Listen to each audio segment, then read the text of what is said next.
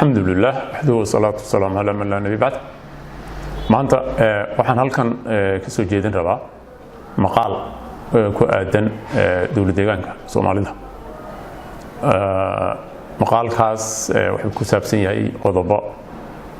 ilaa 8 gaaraya guud ahaan laakiin wuxuu ku wajahan yahay sidee dawlad deegaanka Soomaalida looga heli karaa cadaalad isla markaana markii dambe loogu dabaali karaa horumar inay gaarto bulshada waa maxay caqabadaha ka jira dawlad deegaanka Soomaalida marka caqabadahaas baan maarta wax ka taaban doonaa ilaa 8 qodob ayaan insha Allah ay ka kooban yahay maqaalka oo kan ugu horeeyay uu yahay caqabadaha inay ka mid tahay taariikhtii aan soo marnay nafteena tan labaadna uu yahay maarta xagga hogaaminta dhibaatooyinka ka jira dhanka hogaaminta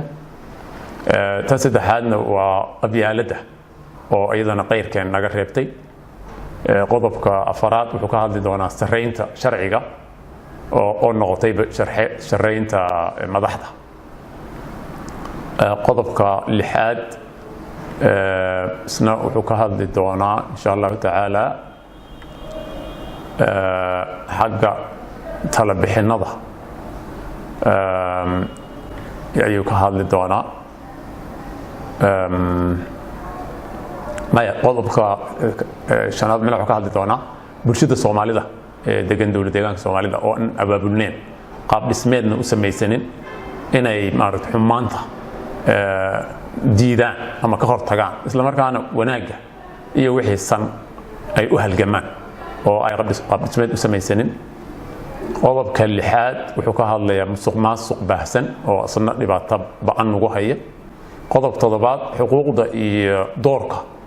aan ku leenahay federaalka dawladda federaalka oo idana maaragtay aan la helin qodobka sideedaad u dambeeya waxa weeyaan farigelin badana nagu timaada marka sideeda qodob ayuu maqaalka ka kooban yahay iyo marka u dambeeyso uu ka hadli doono xal muxuu yahay marka maanta hal qodob oo kamid ah baan ka hadli doonaa hadii Ilaahay yiraahdo maalmo kale oo ku soo xiga insha Allah taala ayaan qodobada kalena markaas israacin doonaa marka maanta waxaan ka hadli doonaa insha Allah taala sareynta sharciga arrimo ku aadan waa badan yihiin marka sareynta sharciga arrimaha ku aadan waliba qodob kamid ah oo qaab dhismeedka ku saabsan ayaan aad uga hadli doonaa degmooyin iyo gobollo iyo qabaleeyo ayaa la sameeyay marka kuwa ayaga qaabkay u dhisan yihiin ma yihiin kuwa horumarkeena ma yihiin kuwa sharci ku dhismay kuwa nidaam loo raacay qaab cilmiyeysan kuwa lagu dhisay ma yihiin taas oo la xiriirta sareynta sharciga iyo la xiriirta arintayada marka arintaas baan ayaan ka hadli doonaa insha Allah taala waxa daraasad baan marka ka sameeyay arintayada daraasadaas waxay muujinaysaa waxa sameysmay gobollo degmooyin iyo qabaleeyo ayadoo aan loo marin nidaam cilmiyeysan aan loo marin oo shuruudo waafi ah ku dhisan degmooyinka qaar baa waxay dhaleen 2 ilaa 4 degmo ay mid walba noqotay halka degmooyin kale oo dhinaca shacabka iyo dhinaca dhulka baaxadiisa iyo dhinaca dakhligaba aan ayaga ka yareen ay ama hal degmo ku darmatay ama waxba ay ku darmin oo wali macnaha ma dhaleyshiin marka arinta ayada maxay ku timid taas ayaan martii aan falanqeyn doonaa marka maqaalkan asal ahaantiisa macnaha wuxuu ku aadan yahay loogu talagalay shacabka Soomaaliyeed siyaasiyiinta waxgaradka martii aqoon-yahanka dadka soo idil ayaa loogu talagalay marka anigu walba ra'yigiis uu ka dhiiban karaa ra'yiga aniga aan soo jeedin mid ka duwanna waa la soo jeedin karaa oo marka hadii aan isku qancino marka tusaale ahaan waxaan degmooyin baan marka isbarbar dhigaynaa marka degmada tusaale ahaan haddaan soo qaadana degmada Qabri Dahar baaxadeeda waa 13,646 square kilometer waa Qabri Dahar sidii marka hore ay ahayd wayaan intaan la kala googooynin oo degmooyin badan ayaan laga dhigin ka hor 13,646 square kilometer bay ahayd shacabkeedana waa 176,494 waa iyadoo laga eegayo tirkoobkii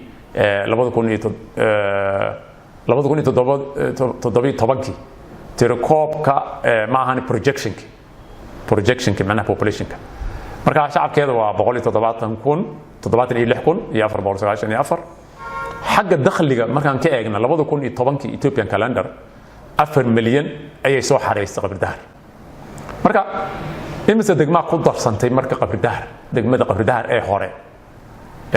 waxa ku darsantay 4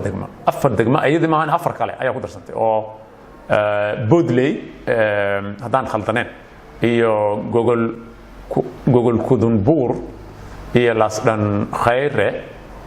Lasdan Kayle ceel ogaadeen 4 degma ayaa ku soo biirtay ayadana wali mana way sii jirtaa marka 5 degma ay noqotay ka dhigantaa wali inta waxa uu sii dheer qabri dahartii hore waxa hadana ka go'ay maamul magaalo ama maamul magaaladii oo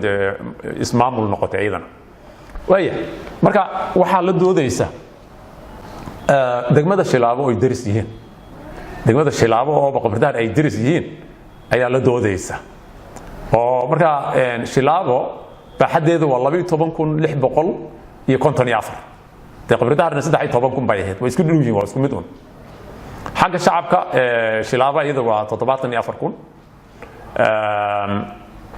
oo marka kala bar qabri dahar macnaha bar bay ka yartahay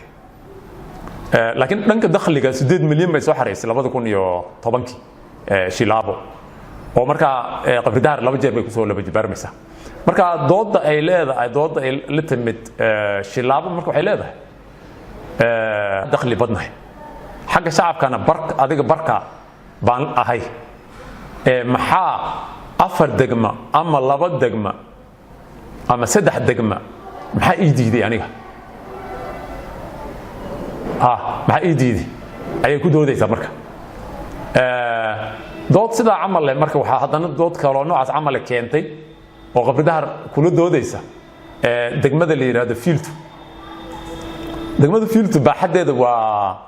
18,000 oo square kilometer qabri daharna waxay ahayd 13,000 Soomaa marka Fielto ayaa ka weyn xagga dhulka xagga shacabka Fielto waa 168,000 square kilometer marka qabri daharna 170 bay ahayd waa isku mid xagga dakhliga 18 milyan ayay Fielto soo xareysay 2010 Ethiopian calendar marka ilaa 5 jeer ayay ka dakhli badan tahay qabri dahar xagga dhulkana way ka weyn tahay xagga shacabkana isku mid bay yihiin Fielto marka waxay leedahay aniga hal degmo oo kaliya ayaa igu darsamay qabri dahar adigana maamul magaalana waad noqotay 4 degmana way kugu darsameen marka waa maxay shuruudda adiga 4 degmo iyo magaalo ka dhigay aniga iyo ka dakhli badan oo kaana shacab yareen isla markaana baaxadana ka weyn maxaa intaan igu soo reebay ay leedahay marka doodaas mid la mid waxa kale oo dood noocaas qaba degmooyinkan hoos ku soo jeegi doono macnaha xabad soo dhigay waan is wada raacinaya iyaga marka degmooyinka kale dooda sare mid la mid qabri dahar u soo jeediyay waxa kamid Hargeyla oo waxa kamid Jarrati oo waxa kamid Guradaamoole waxa kamid Baarey waxa kamid Cadaadle waxa kamid Wardheer Galaadi Booq Afdam Mooyaale Gaashaamo degmooyinkaas ayaa ayagana macnaha dooda ayada mid la mid ayaa u qaba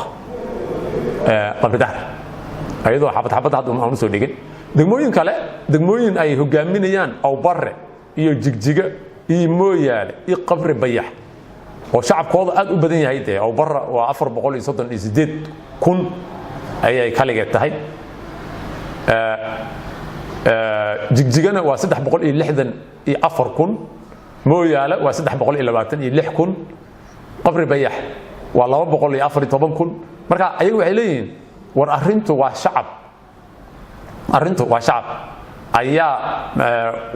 shacab ayaa gundig u ah wax walba maxaa annaga macnaha yani aan u badan weyne sida macnaha qalbidaar ay badatay okay degmooyin kale ayaa iyagana macnaha waxay ku doodayaan xagga maaragtay dakhliga degmada Shiniila ayaa kamid ah degmada Doolow Ado ayaa kamid ah oo ayagu waxay leeyihiin war dakhliga dhan ee lagu socdo annaga ayaa keenay macnaha Shiniila oo kalaata 53 milyan ayay soo xareysay 2010 halka degmooyinka qaarna ay 2 milyan soo xareeyeen degmada Doolow Ado macnaha degmada sidii hore markii Doolow Adoodii hore la eega 67 milyan ayay soo xareysay 2010 marka waxay leeyihiin ayaga annaga ayaa dakhliga ugu badan soo xareeyna mana dhul iyo shacab yeerine maxaa hal degma naga dhigay taas doodaasna iyadana halkaas ay ka jirtaa sida si la mid ah degmada Awaare sida camal ayaa dood loogu soo jeediyay iyadana waxa kale oo marka dood kale ayaa halkan ka jirta tusaale ahaan degmada Dhuxun waxa weeye baaxadeeda waa 3979 square kilometer weeyaan adiga waxaad dhihi kartaa 4000 oo square kilometer ayaa dhihi kartaa halkii aan mar dhaweyd fiiltana aan ku soo arkayna 18000 square kilometer tan waa 4000 weeyaan shacabkeedana waa 32000 shacabkeeda waa 32000 dakhliga ay soo xareysay 2010 5 milyan ayuu ahaa laba degmo ayaa ku biirtay horo shagax iyo cayuun ayaa ku soo biirtay marka dhammaan degmooyinka konton degmo ayaa la doodiyay oo waxay leeyihiin degmooyinka hore ee dawlad deegaanka Soomaalida ugu jiri jiray dhammaantood waxay ku doodayaan shuruudaha ay Dhuxun 3 degmo ku noqotay in ay iyaga mid waliba 6 degmo ilaa 10 degmo ka dhigayso shuruudaas haday Dhuxun 3 degmo noqotay degmooyinka kale oo dhan kontonka degmo tan ugu yar 6 bay noqonaysaa qaarkood ilaa 10 degmo ay noqon karaan bay ku doodiyaan marka arrimahaas ayaa macnaha ay loo baahan yahay in qaab sharci loo wajaho hadii kale haddaan qaabkaas sharciga loo wajihin yani Soomaalinimada ma imaadaysa cadaaladna ma imaadaysa ammaan iyo deganaansho midna ma imaan doonaan ayaan aniga aaminsanahay dhinaca kale tusaale kale yar haddaan soo dhiga waxaan eegi doonaa oo isbarbar dhigi doonaa 10 degmo ee kililka shanaad ugu dhulka yar markii la isku geeyo dhulka ay ku fadhiyaan iyo 10 degmo ee ugu dhulka ballaaran ayagana markii la isku geeyo dhulka ay ku fadhiyaan 10 ugu dhulka yar ay ka mid tahay Gursum Tuliguleed iyo Caale Araarso Birqod Daratoole Feerfeer Beercaano Ceelweyne Raaso 10 kaas ugu yar ugu xagga dhulka baaxadiisa marka imisay ku fadhiyaan 17,000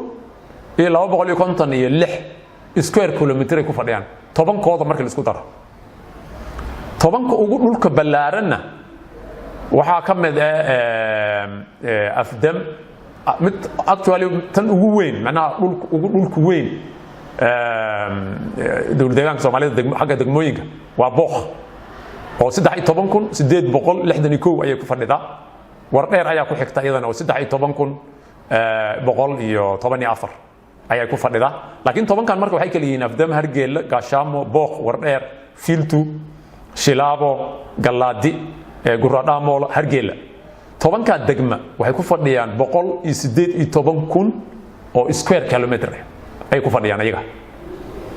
halka ay 10 ka horena ku fadhiyeen 17,000 oo square kilometer ay ku fadhiyeen 10 ka hore marka 10 kaas markii la isku geeyo waa 17 Booq kaligeed ayaaba 14,000 oo square kilometer ku dhow 14,000 marka halka degma ay leeyihiin 10 kood marka waxaan maxaa lagu saleeyay in dib lu soo eega loo baahan taa waa dhinaca kale haddaan isbarbar dhigno tusaale ahaan 10 degma ee ugu shacabka yar iyo 10 degma ee ugu shacabka badan dawlad deegaanka Soomaalida 10 ugu shacabka badan waxa ka mid ah waxay kala yihiin Qabri Bayax Jigjiga saa uma kala horeeyaan actually laakiin Qabri Bayax Jigjiga aw Barre Dhagax Buur Gunugado Goday Doolow Ado Fiiltu Mooyaale Fiiq 10 kaas ayaa ugu shacab badan markii la eego tirakoobka Itoobiya ay sameysay way wax laga hadlay wax aan isku soo qorqortay ma marka 10 koogaas markii la isku geeyo waa 2 milyan iyo 300 oo kun ay ku dhow yihiin 2 milyan iyo 300 oo kun oo qof ayaa ku nool waliba